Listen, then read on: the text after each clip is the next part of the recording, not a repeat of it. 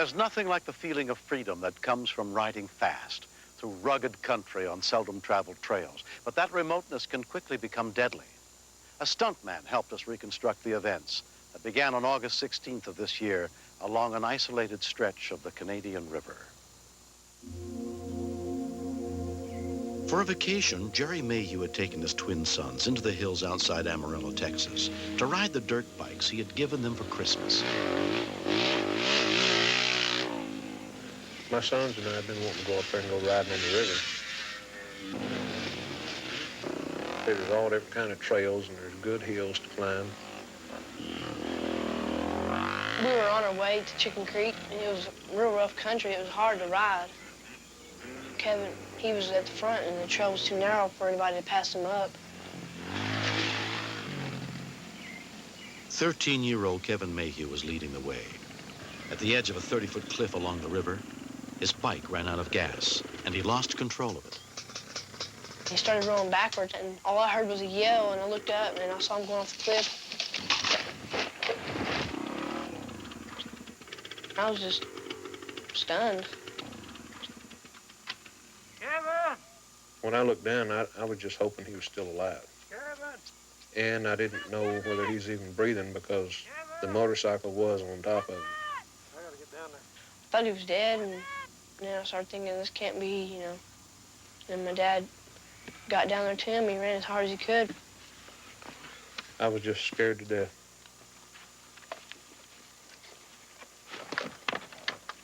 Kevin? I turned him over, Kevin? and at that time I noticed he was breathing. His arm was pulled around backwards, and his elbow broke. Man. And I noticed on the side of his helmet, that side of it was cracked open. I just hoped that I didn't make any mistakes, you know, by turning him over. I didn't know if his neck was broke, what kind of injury he had. Is he okay? Anything broken? Kevin needed to get to a hospital immediately, but they were miles from the nearest phone. Any broken ribs, or I don't think He told me, you're gonna have to go for help. And I said, well, I don't know the way out of here. And I didn't know where to go. Jerry was forced to go for help himself and leave 13-year-old Kenny to take care of his badly injured twin. Okay, hurry. I had no idea how long it was going to take. I told him to stay there with Kevin and don't leave till I got back, because I would be back.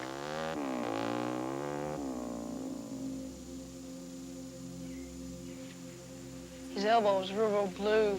And I saw part of his bones stuck to the side of his skin, and he wouldn't talk to him. He wouldn't answer anything I'd say. I was thinking, what if he stops breathing? I didn't know what I could do.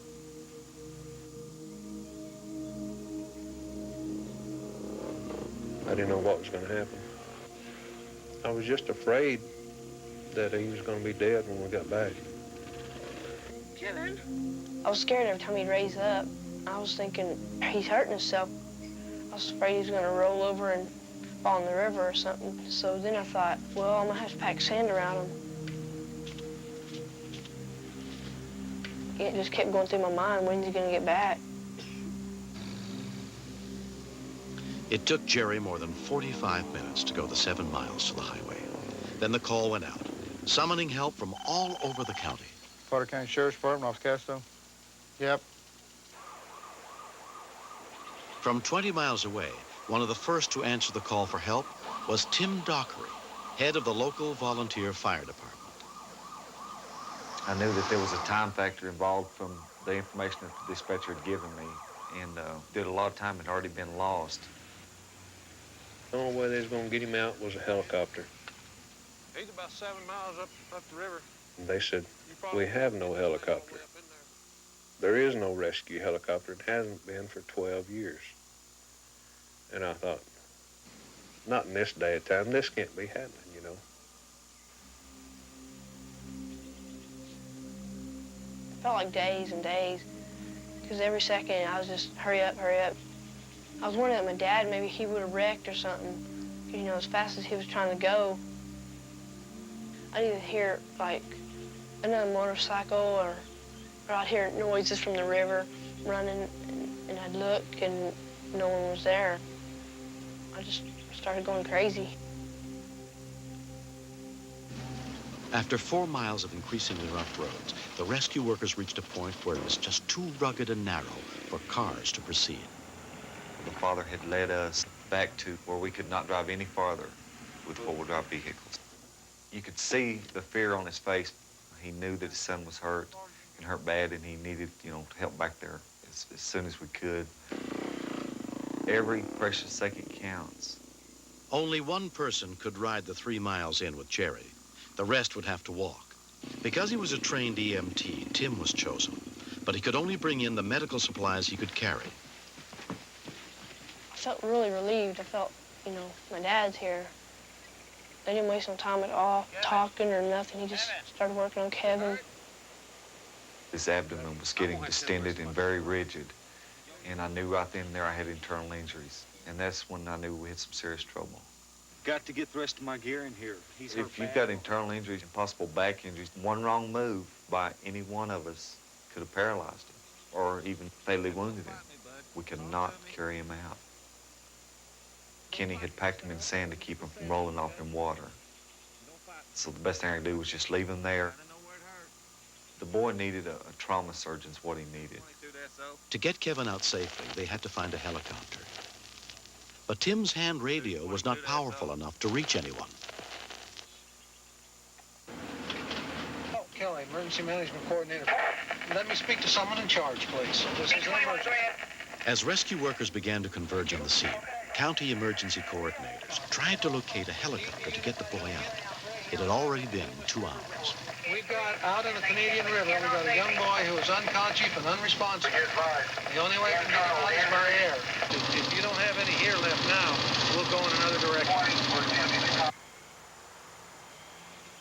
Come on, get that gear over here. It's a sick feeling, it really is, to see this boy laying there and not being able to do more for him. This boy was going to die if we did not get him out. You wish that you're Superman sometimes, you could just fly him, out of there, but you can't do it. There's just no way. Deputy Jerry Brinkley had to climb to the nearest high ground, where the reception was better, to be able to relay ongoing reports of the boy's vital signs to the hospital. 821, 820, copy. 821, go ahead. It was a big shouting match. Respiration, 28 and shallow. Respirations, 28 and For a shallow. long time, that's the only communications we had. Pupils are pearl. 21 advised that they are at Turkey Creek and that they are going to need an airlift out. They cannot move him. Well, be advised, I have public service available at this time with DPS. They located a helicopter, but it could not leave its own jurisdiction unless someone's life was in immediate danger. Okay, is the boy in a life or death situation? Tim said he needed him airlift today. Okay. Hello, no, I'm here. Basis 801 in the office. Need you to come up at this point to the Canadian River Bridge on the Dumas Highway is where they'll start to. Is he unconscious? Uh-huh. When the paramedics got to the scene, Kevin's condition seemed to be deteriorating. They put him on an IV. There was not much else anyone could do but wait for the helicopter to arrive from 90 miles away. I felt like I've just waited to the limit, and then I got to wait a whole lot more, And then the paramedic kept on saying, we got to get him out here. Each time he said that, that just made me even more scared.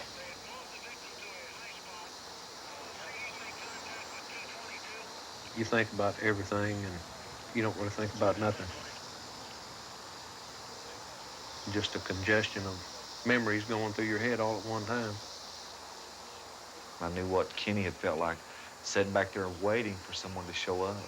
And all you could do was just sit and wait and listen to the river go by, and that was it. Hey, Kevin? Kevin. Kevin?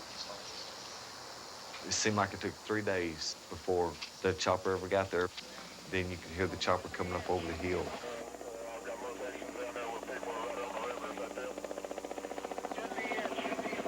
It was a very good sight to see that chopper come over that hill. Park Service lady's got some flares lit or something on top of the hill.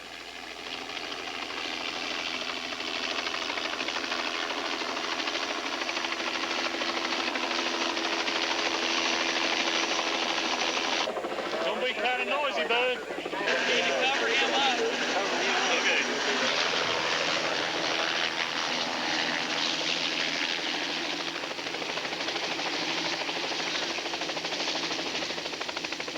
There was a sigh of relief, but yet there was still a feeling of what was really wrong with him, if he was going to be all right. The 13-year-old boy has a lot of life left in him.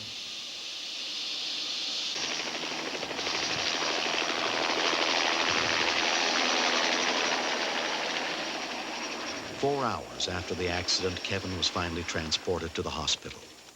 His kidney had been punctured, and he underwent surgery for a severely broken elbow. But trauma surgeon Dr. Charles Allison found no serious head or neck injury.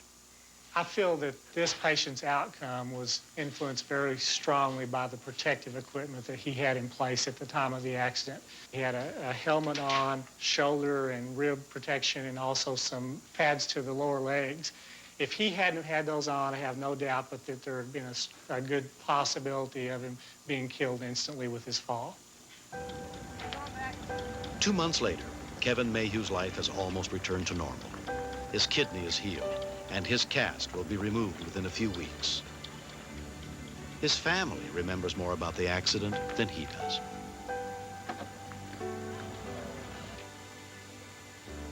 I could hear my dad, I could hear him talking to me, but I couldn't wake up, but I knew I was there. I could hear the helicopter running and feel him lift me off the ground in the helicopter. I hardly don't know anymore what happened then on. I can say that the reward goes to all of the paramedics who got there to him. They all done a terrific job. And the most credit goes to is Kenny, because he stayed there with Kevin. That has to be the bravest thing that a boy can do, is stay with his brother like that for that long a time. This experience has changed a lot the way I feel with my brother. I just want to give him as much support as I can. Sometimes during the accident, I worry about he'd die or something. I always kind of feel like he's going to be there, and I'm just used to him. I don't think I can live without him.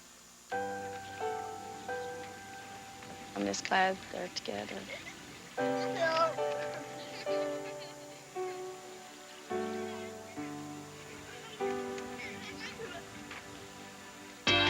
Next. We didn't think their chances were that great.